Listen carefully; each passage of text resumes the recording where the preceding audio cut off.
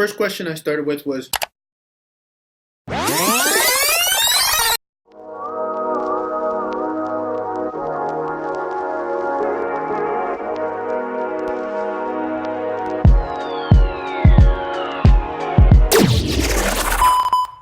real estate experiment, what is happening, y'all?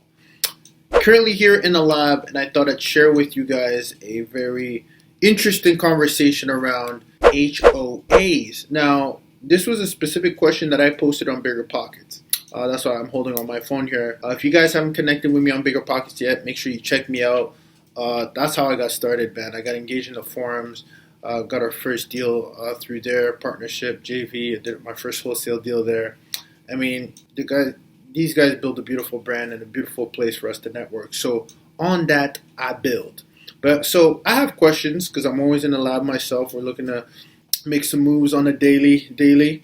And another shout out if you are thinking about starting a meetup. I started my meetup on BiggerPockets, leveraged the name, turned into a really great meetup where I have even strategic partners that we're looking to invest with actively today. So it's a really good platform. So shout out to BiggerPockets, man. Always got love for you guys. But anyway, so this was a question that I had that I'm going to read. And then I had received, man, in the span of like literally 5 minutes, I received a response. That's why I love BiggerPockets. Like, these people genuinely care.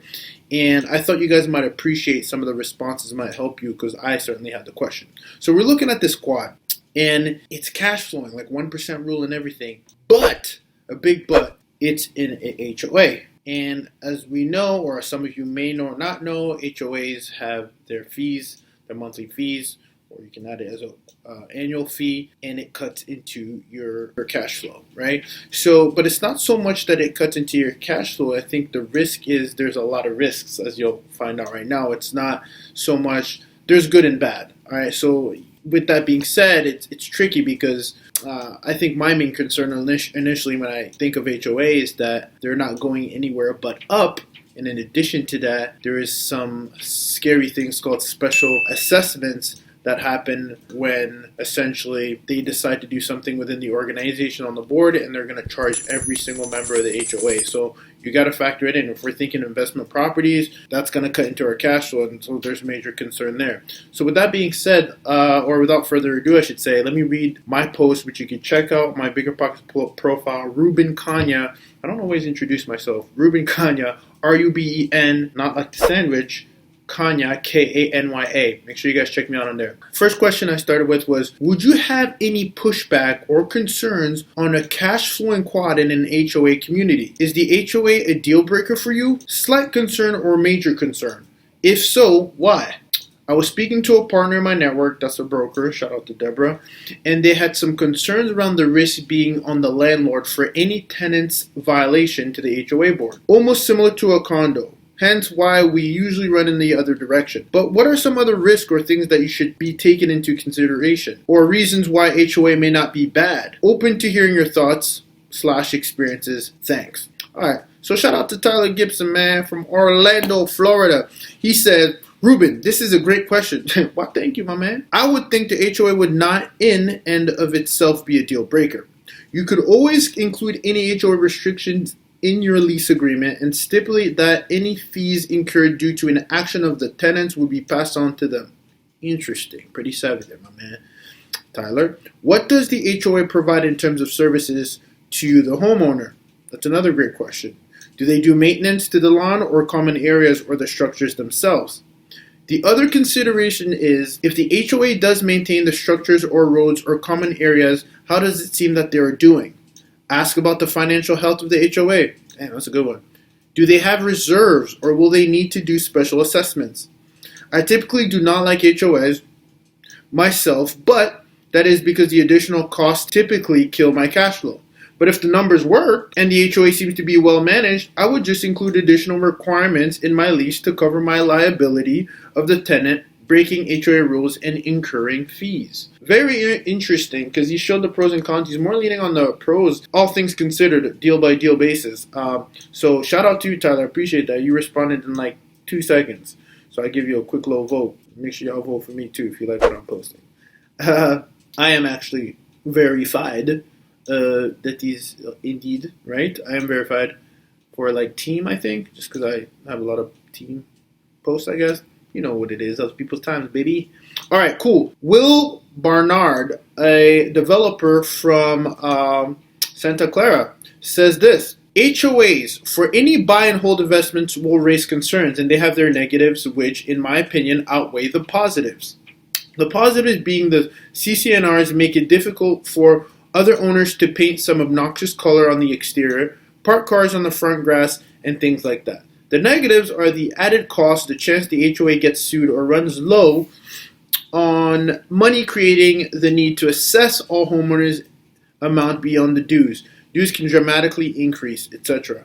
Typically, HOA properties and the fees involved will cut into your cash flow, which is already difficult enough to obtain in our competitive market. Very, very fair point. This is certainly not meant to be a hard, fast rule, just my opinion on the matter. Will, thank you for your opinion, my man. We really do appreciate that. I think that does give me some clarity about the concerns. That it was interesting because the positive being there is protection in I guess the neighborhood as far as what rules are. That's another thing for HOA. There's rules that you gotta abide to. So if everyone's got a red door and that's in the HOA rules, they all have their rules that you can't paint your door green. You can't paint your door green, so that's something to factor in. Although you literally would read the HOA regulations very, very, very closely because you can't mess around and build something and then you're not allowed to build that, which I will get to in a second because there's a part 2 to this. This is part 1. I got some juice because I'm going to get real in depth with what was going on with the property we're looking at. This one's the deep one. I might have to do 3 or 4 parts. So y'all let me know how you like these series. Okay? I'll keep the suspense going. Next person, investor from San Diego, California. Shout out to my California boys, man. Y'all holding it down. Frank Jang says, you need to analyze the financial health of the HOA in addition to running the value of the property. HOA boards can be notoriously incompetent at managing their financials. What you specifically want to look for is the useful life on all large capex items covered by the HOA. Roofs, walls, community areas, etc. And to ensure that the reserves held aside to replace these items adequately cover the cost of these items. You also want to be wary of poor practices by the board, embezzlement, conflicts of interest in vendors that can inflate costs. In general, I don't like HOAs because they reduce the amount by which a house can appreciate. HOA fees never go anywhere but up.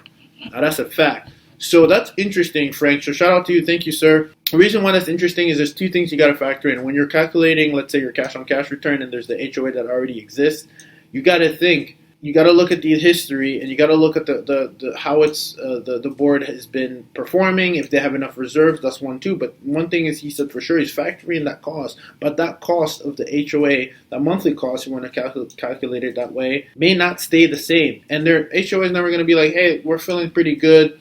Let's reduce the cost. I mean, honestly, guys, if there is an HOA out there that's done that for you guys, please give me a holler. And I still won't move there.